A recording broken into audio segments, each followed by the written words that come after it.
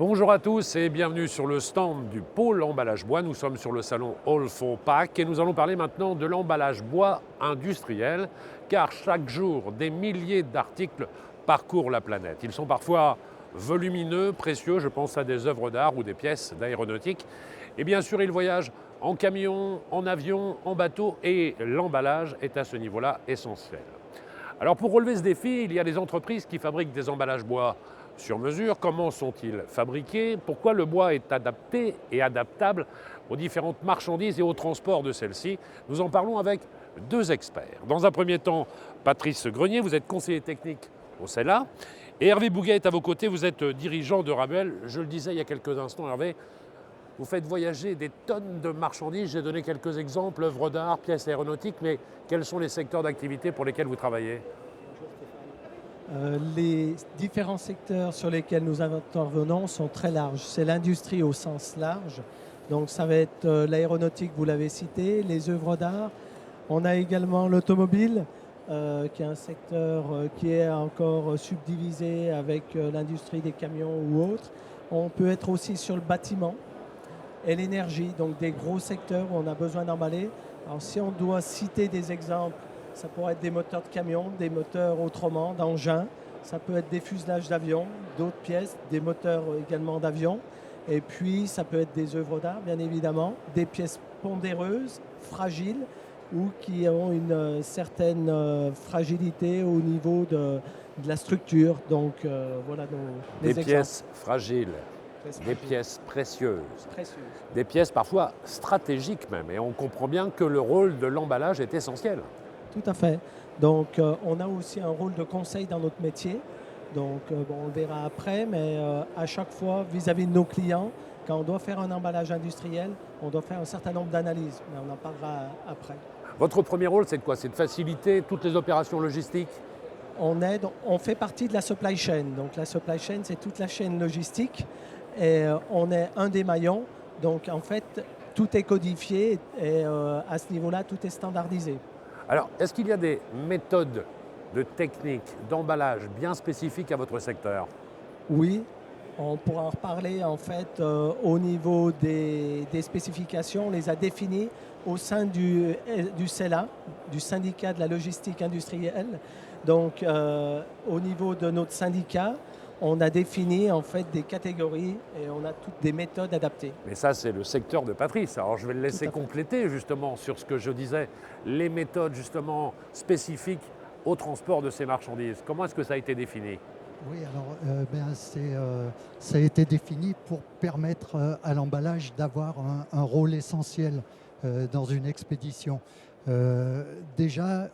L'emballeur doit donc tout mettre en œuvre pour que le produit puisse être expédié et transporté dans les meilleures conditions possibles et surtout arriver à destination en bon état et en état de marche surtout.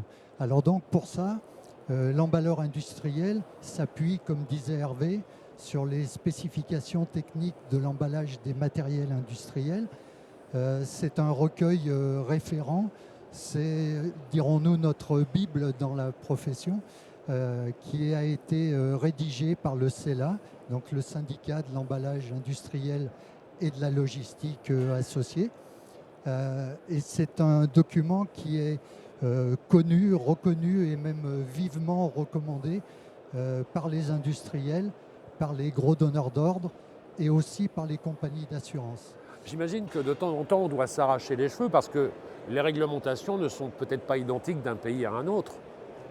Tout à fait, oui, oui. Donc il faut être toujours remis en question et ces spécifications sont en constante évolution pour être toujours à la page de ce qui se fait Bien dans sûr. tous les pays. C'est-à-dire pas que vous seulement mettez en ici. place une charte pour définir les méthodes d'emballage, justement. Oui, tout à fait, oui, tout à fait. L'emballeur industriel va s'appuyer sur ces spécifications techniques pour proposer le meilleur emballage possible. Le meilleur emballage, qu'est-ce que c'est? On peut dire que ça peut se résumer en 3 points. Il faut d'abord définir les bonnes protections, la bonne protection physico-chimique, la bonne protection mécanique, souvent les deux. Ensuite, définir la catégorie d'emballage, c'est-à-dire comment va voyager le matériel sur une palette, dans une caisse à claire-voie, dans une caisse pleine, dans un container. Et le troisième point que l'emballeur doit analyser, c'est toutes les contraintes logistiques et l'environnement pendant la période d'emballage, pendant le transport, la manutention et même le stockage à terme. Alors on va demander aux professionnels justement de nous définir ces différentes contraintes. On l'a dit, c'est spécifique, c'est technique. Il y a forcément des contraintes dont on doit tenir compte. Oui, alors les contraintes, comme disait Patrice, on a plusieurs paramètres. Alors, nous sommes des spécialistes, nous sommes agréés au sein du syndicat. Nous avons 3 types d'adhérents. Nous avons des adhérents qui sont agréés emballeurs, qui peuvent fabriquer des emballages. Nous avons des adhérents qui sont des caissiers, donc là qui vont suivre aussi les spécifications pour fabriquer uniquement le contenant. Et puis, on a d'autres adhérents qui sont des correspondants. Ce sont toutes les sociétés qui vont pouvoir nous fournir des composants pour emballer. Donc, si on reprend les paramètres à tenir compte pour l'emballage industriel, il y a déjà connaître la destination du bien, savoir comment ça va être transporté, voie maritime, aérienne, transport ferroviaire, Transport camion, routier. transport routier. Et puis, on aura aussi tout l'aspect manutention, donc à tenir compte. Est-ce qu'on aura des ruptures de charge? En principe, on en a toujours. Donc, il faut que l'emballage puisse être élingué ou transporté avec un chariot. Et puis, après, on aura les conditions de stockage. Où est-ce que ça va aller? Est-ce qu'on va être sur des températures négatives ou autres? Donc, en fonction de tous ces paramètres, on va pouvoir définir un emballage. Donc, c'est tout le travail préalable, en fait, à la fabrication de l'emballage et à la prestation d'emballage, au conditionnement du bien. Très bien, on va parler maintenant du processus de fabrication, parce qu'on le dit, on travaille pour des pièces uniques, c'est un emballage à chaque fois sur mesure. Et quelles sont les différentes étapes justement dans la réalisation d'une pièce? Par quoi est-ce qu'on commence? Alors, par quoi est-ce qu'on commence? Déjà, il faut bien connaître le produit et bien connaître le type d'expédition qui va suivre. Donc, pour connaître le produit, il faut déjà le voir, connaître ses dimensions, son poids, son centre de gravité, les moyens de manutention qui vont être adaptés à ce produit. Est-ce qu'il y a des spécificités particulières, une protection particulière à faire sur ce matériel? Et puis ensuite, les contraintes liées au transport. Donc, comme disait Hervé, il faut savoir comment va voyager ce matériel, s'il va voyager par route, par voie ferrée, par bateau, par avion, en container. Tout cela doit être pris en compte. Et une fois qu'on a tous ces problèmes qui ont été résolus, on peut faire parvenir une offre complète et précise avec le meilleur prix et le meilleur délai. Nous sommes dans la haute couture de l'emballage, j'ai envie de le dire, nous sommes dans le sur-mesure. Expliquez-nous ça, quel est le processus justement de fabrication? Le processus, en fait, une fois qu'on a défini les paramètres, qu'on a analysé les paramètres, dans toutes nos entreprises, en fait, on a une personne qui va étudier l'emballage. Alors, ce qu'il faut savoir, c'est que notre syndicat a été créé en 1951. Donc, c'est un syndicat qui commence à avoir de l'âge et les spécifications... Qui a de l'expérience. Qui a de l'expérience. Donc, ça va avec. Aujourd'hui, en fait, nos spécifications, on est en amélioration continue. On a des commissions au sein de notre syndicat pour améliorer en fonction de ce qui se passe, les nouveaux matériaux qui peuvent nous servir. Et en fait, les techniques, on ne fait que les améliorer. Donc, on va avoir des personnes, soit dans des bureaux d'études ou des personnes avec une forte expérience qui vont définir donc sur mesure la caisse ou l'emballage avec l'écalage qu'il faudra utiliser et savoir tout ce qu'il faudra faire au fur et à mesure de la chaîne. Donc après, on organise nos chantiers d'emballage, c'est-à-dire qu'on va se déplacer chez les clients avec des moyens à mettre en œuvre, quels moyens de manutention on va prendre, qui fait les manutentions. Donc ça, c'est très important, c'est très fragile bien souvent, c'est cher, ça peut être pondéreux, ça peut être dangereux. On a un métier à risque aussi, donc en fait, on doit préserver l'intégrité des biens qui nous sont confiés. Et ce qu'il faut savoir, donc, au sein du CELA, on est reconnu au niveau des compagnies d'assurance, mais pas seulement en France, au niveau international. le CELA au niveau international compte dans le milieu de l'emballage industriel. D'accord. Très bien. On est référent à quelque part. Vous avez d'autres syndicats au niveau européen, mais le CELA est de ceux qui coûtent le plus. Il protège votre savoir-faire. Et quand on parle de savoir-faire d'ailleurs, dans la fabrication pure, est-ce qu'on est encore dans quelque chose de très artisanal, traditionnel, ou est-ce qu'on est passé vraiment à l'ère industrielle et en moyenne, il vous faut combien de temps pour fabriquer un emballage spécifique?